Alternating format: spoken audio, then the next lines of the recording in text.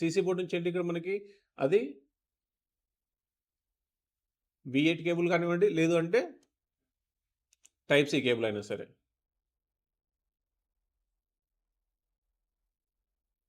ఇక్కడ 5 లైన్స్. ఈ 5 లైన్స్‌లో ఏంటి మనకొకటి ground, next V bus, USB, in 1 and next data minus, data positive, next ID line.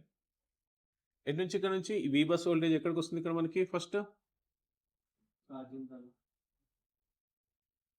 ఓవీపీఐసీకి వస్తుంది. ఓవీపీఐసీలో ఎన్ని టైప్స్ చెప్పుకున్నాం మనం ఓవీపీఐసీలో ఇక్కడ? ఎన్ని టైప్ ఆఫ్ ఓవీపీఐసీలు చెప్పాను మీకు? 9 బాల్ ఓవీపీఐసీ, ఇంకా తర్వాత OVLO over voltage lockout, UVLO under voltage lockout. ఓకేనా? ఇలాగా మాస్ఫెట్స్ అనేవి చేంజ్ అవుతున్నాయి ఇక్కడ. చూడండి ఇక్కడ నుంచి వచ్చిన తర్వాత ఎన్ని 3 లైన్స్ కనెక్ట్ అవుతుంది ఇక్కడ. నెక్స్ట్ 3 బాల్స్ ఏమైంది ఇక్కడ మనకి గ్రౌండ్. ఇక్కడ నుంచి అవుట్పుట్ వచ్చేసి ఏమవుతుంది మళ్ళీ ఇక్కడ మనకి ఏమవుతుంది ఇక్కడ V బస్. ఎంత వస్తుంది వోల్టేజ్ ఇక్కడ మనకి ఇక్కడ +5 వోల్టేజ్.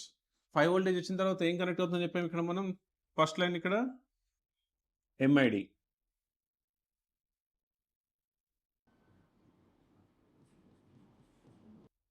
MID అంటారు, లేదంటే PMID అంటాం, పవర్ మేనేజ్మెంట్ ఐడి. ఇక్కడ ఈ లైన్లో ఇక్కడ చెక్ చేసుకుంటే ఎంత వస్తుంది మనకి ఇక్కడ +5 వోల్టేజ్. ఇక్కడ నీకు 5 వోల్టేజ్ వచ్చింది అంటే నీకు ఐసీ లోపలికి 5 వోల్టేజ్ అనేది ఇన్ అయింది అని చెప్పేసి దాన్ని ఐడెంటిఫై చేసుకుంటాము. ఐసీ లోపలికి వోల్టేజ్ ఇన్ అయిన తర్వాత ఈ లోపల ఉండే ట్రాన్సిస్టర్కి ఏమవుతుంది, వన్ ఎండ్ ఏమవుతుంది ఇక్కడ MID లైన్ కనెక్ట్ అవుతుంది. ఈ ట్రాన్సిస్టర్ నుంచి వోల్టేజ్ ఏమవుతుంది ఇక్కడ స్టోర్ చేస్తున్నాడు. ఇక్కడ చెక్ చేసుకోవచ్చు. ఇక్కడ మనం ఇక్కడ 5 వోల్టేజ్ వచ్చింది అంటే మనకు బ్యాటరీ లోపలికి వోల్టేజ్ అనేది ఇన్ అవుతుంది అని ఐడెంటిఫై చేసుకుంటాం మనం ఇక్కడ. ఒకవేళ నీకు ఈ లైన్లో వోల్టేజ్ రాలేదు అంటే ఐసీ లోపలికి వోల్టేజ్ ఇన్ అవ్వడం లేదని ఐడెంటిఫై చేసుకోవచ్చు అక్కడ. ఓకేనా? దానికన్నా బిఫోర్ ఏం చేస్తాం మనం, ఇక్కడ ఉన్న కెపాసిటర్స్ ఉంటాయి, వాటిని చెక్ చేసుకుని ఐడెంటిఫై అయిపోతుంది. ఒకవేళ ఇక్కడ వరకు వోల్టేజ్ వస్తుంది ఇక్కడ. ఇప్పుడు చూడండి ఇక్కడ ఈ లైన్లో నేను ఇక్కడ చెక్ చేసుకున్నాను, కెపాసిటర్ ఉంది ఇక్కడ ఒకటి. ఈ క్యాప్ చెక్ చేసుకున్నప్పుడు నాకు +5 వోల్టేజ్ వచ్చింది. కానీ ఇటు రావట్లేదు అంటే ఐసీ లోపలికి వోల్టేజ్ ఇన్ అవ్వడం లేదు. అక్కడ వరకు వోల్టేజ్ వస్తుంది కానీ ఐసీ లోపలికి వోల్టేజ్ అనేది ఇన్ అవ్వడం లేదు. కాబట్టి ఏం చేస్తాం ఇక్కడ ఈ అవుట్పుట్ చెక్ చేసుకుంటే ఇక్కడ 5 వోల్టేజ్ వచ్చింది అంటే లైన్ ఓకే ఉందా లేదని ఐడెంటిఫై చేసుకోవచ్చు మనం ఇక్కడ. అండ్ నెక్స్ట్ V బస్ వచ్చిన తర్వాత ఏం జనరేట్ అవుతుందని చెప్పి ఇక్కడ మనం ఇక్కడ స్విచ్చింగ్ తర్వాత ఏం కనెక్ట్ అవుతుంది ఇక్కడ ఒక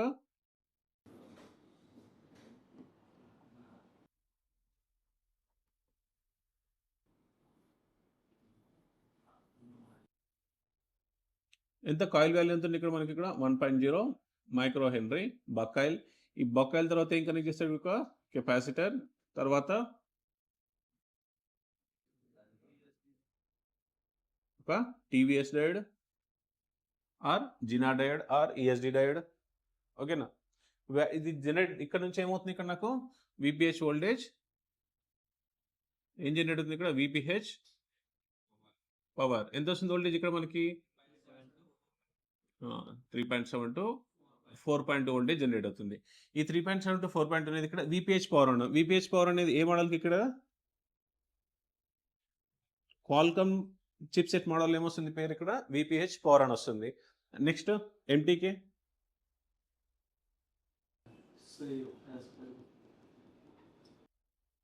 మీడియాటెక్లో V6, నెక్స్ట్ ఎగ్జినోస్లో VBAT, ఐఫోన్లో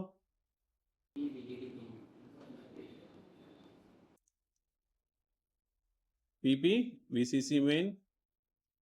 ఎక్కడ వరకు వస్తుంది ఈ PP VCC మెయిన్ అనేది ఐఫోన్ 6s ప్లస్ వరకు ఏమొస్తుంది ఇక్కడ PP VCC మెయిన్ అని వస్తుంది. దాని తర్వాత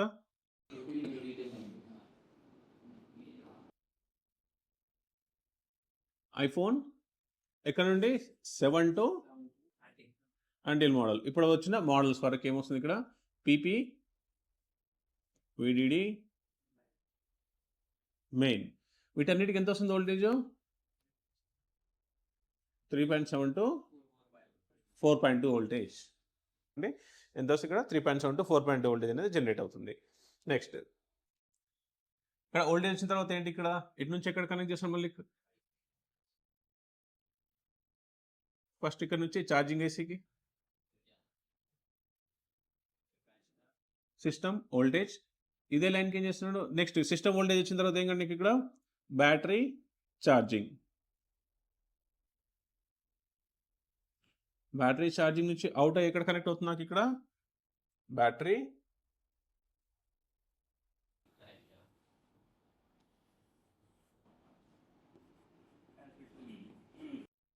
ఎక్కడికి వెళ్తుంది ఇక్కడ బ్యాటరీ కనెక్టర్కి వోల్టేజ్ అనేది వెళ్తుంది. బ్యాటరీకి ఛార్జింగ్ బ్యాటరీలో వోల్టేజ్ ఛార్జ్ అవ్వాలి ఫాస్ట్గా పుష్ చేయాలి అంటే ఏం కావాలి నాకు ఇక్కడ ఒక బూట్ కెపాసిటర్ కావాలి. ఇక్కడ ఎంత వస్తుంది వోల్టేజ్ బూట్ కెపాసిటర్ దగ్గర చెక్ చేసుకుంటే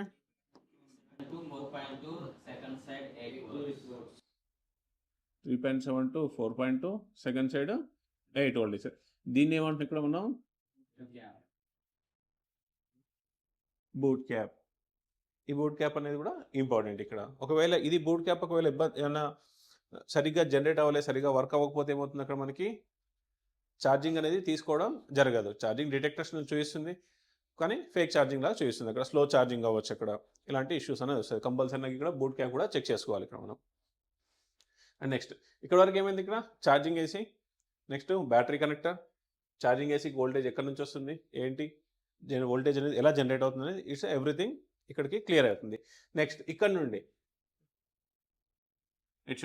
ఇటు నుంచి నెక్స్ట్ ఎటు వెళ్ళాలి మనకి ఇక్కడ పవర్ ఐసీకి వెళ్ళాలి.